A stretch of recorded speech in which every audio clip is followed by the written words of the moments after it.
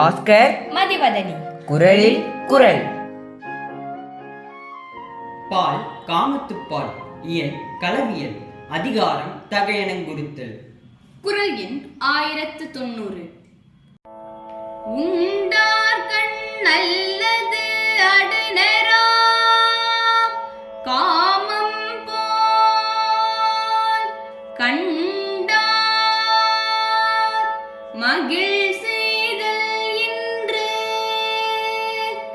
உண்டார்கண் நல்லது அடுநரா காமம் போல் கண்டார் மகிழ் செய்தல் இன்றே. உண்டார்கண் நல்லது அடுநரா காமம் போல் கண்டார் மகிழ் செய்தல் இன்று.